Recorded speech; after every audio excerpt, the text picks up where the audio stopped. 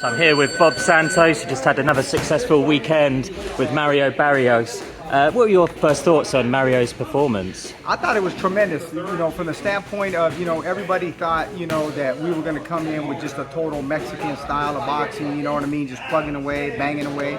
But I think what Mario showed and what we showed as a coaching staff, we outboxed the boxer. Yeah. There's no two ways about it. We outboxed the boxer. With was there how much preparation in the gym was there when it came to the jab and forcing like another swelling on Yordanis Ugas's eye? You know what's interesting about that? People, the swelling happened towards the mid to late rounds. But what people are losing sight of, they thought our whole game plan was just to use the jab to swell up the eye. And that was not the game plan. The actual game plan was to work the stick, give him lateral movement, box him, because I know in their mind they never thought we could outbox him. Yeah. That's number one. Number two, if you look at the one jab that we put him on the deck with, that wasn't in his eye, that hit him right on the chin. Yeah. So we weren't targeting the eye by any means and stretching the imagination. Because if you try to do one thing, you become one-dimensional. Right.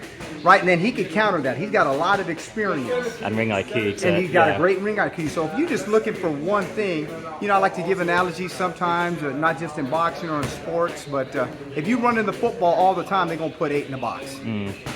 Right, so we didn't go after the target that eye. We wanted to outbox him, break him down little by little by little. And like I said, if you look at the one punch that put him on the deck, it was a nice, clean, precision jab right to his chin. Yeah. With so I saw in the second round. There was no swelling on that eye at that time. Yeah. I saw Mario at the DLX gym like the week before the fight, saw him for his workout. That was the first time I've seen him, face to face. One thing that really struck me was just like the size of him, the height he has, and it made me think of when he fought Gervonta. And now Marios has got this win. Do you think Mario Barrios is going to be a win that ages really well for Gervonta? Oh, I'll tell you. The thing about the Gervonta Davis fight, I take nothing away from him. I'm a huge believer in Gervonta Davis. Yeah. I think he's one of the pound-for-pound best fighters in the world. You're talking him up with the coaches roundtable. Yeah, he's a tremendous Calvin fighter. Ford. You can't take nothing. You can't take anything away from him. There's no two ways about that. He's tremendous talent, great ring IQ, great punching power.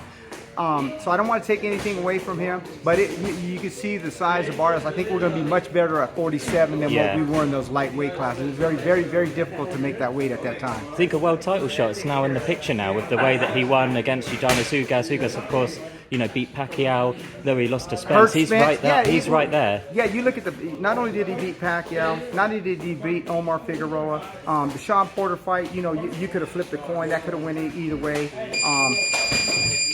You look at a lot of the wins that he has had in his career. He's had some great wins. Thomas Delorme, comes to mind.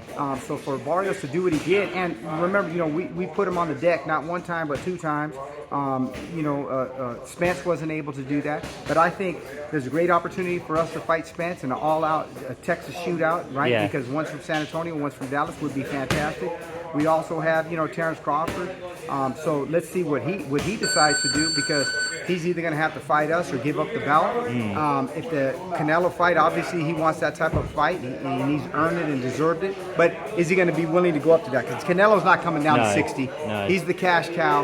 He sells all the tickets. As good as Crawford is, let's be realistic. He doesn't put as many butts in the seats that Canelo does. So if that can't come to fruition for him, I think the great fight would be Mario Barrios versus Terence Crawford, Mario Barrios versus Errol Spence, and another all-out Texas shootout that would be great would be Virgil Ortiz. Hopefully he's healthy, and doing well and ready to get back onto the stage, and that would be another great shootout. Do you think Virgil would stay at 147? Would Mario, to make that fight, could Mario go up a little bit? Mario Barrios will fight anybody. He'd go to 54. Yeah. He's all about the fights. We really probably shouldn't have stayed at 140 like we did for the Gervonta fight. We really were having a tremendous amount of problems making the weight beforehand.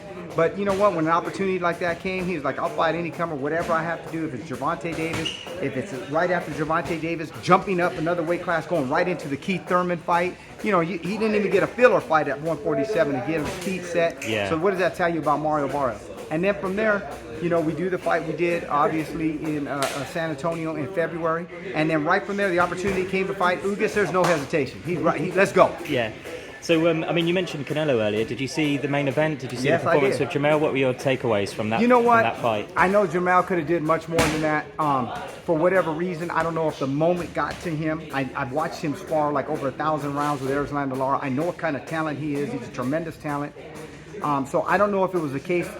And he's actually the naturally bigger guy. I told people that. But obviously Canelo has established himself in that weight, used to the punches, and built himself up to that point. But he's naturally the bigger guy. But I don't know for the first time getting hit by a guy who's now a 68-pounder.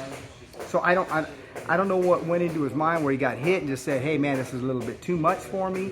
I don't know if it was the moment in himself, like, you know what I mean, he got a little too tense. I've talked about this with Floyd Mayweather in the past, you know, and I've said it many times in talking with him. People don't realize, yes, you've been in a world title fight. Yes, till you get on that grand stage with that kind of pressure, everybody can say, oh, I'm going to handle this. I've been under bright lights. But it's different. It's different, and we learned that with Robert Guerrero, with Floyd Mayweather. It's different. Yeah.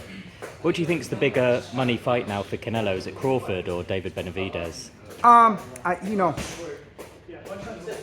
wow. I know David Benavidez really, really well. I've actually been in a camp with him. Tremendous fighter. Yeah. That would be a fantastic all-out Mexican shootout.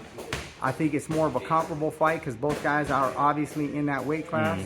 But Crawford, you know, wow, the performance he had with Spence, obviously he elevated himself. He's right there in that pound for pound, if not 1, 2, 3, or 1, however you want to, whatever your preference is, right?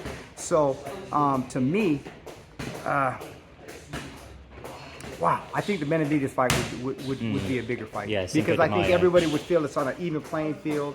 And I think with Crawford, it'd have to be kind of at a catch weight. And if it's not at a catch weight, as much as I love Crawford, I think that's a stretch too much to fight Canelo at that weight. I remember when it was the coaches roundtable, I was asking, you know, you and Calvin and Ronnie Shields and the guys on that call where you would place Jamel if he did beat Canelo, and you said number 1. Yeah. Even though he's lost, but he still got 3 of the titles at 154. Obviously, he pretty much cleaned out that division with some great wins. Do you think he's still a top 10 pound for pound fighter? Yeah, I do. He jumped up a step too much, maybe too soon. Maybe he should have had a fight where he could have got his bearings and got his feet wet a little bit more at 68.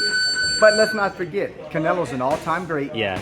And if he's healthy, very, very, very dangerous, and I mean he's a tremendous fighter, physically, you know, mentally, and his confidence is probably second to none, you know. And I always take that Bivol fight with a grain of salt. Oh, he lost to Bivol. I mean, well, should we have, you know, Inoue go fight, you know, Deontay Wilder? I mean, at a certain point, weight classes play a role. Yeah. You know, so.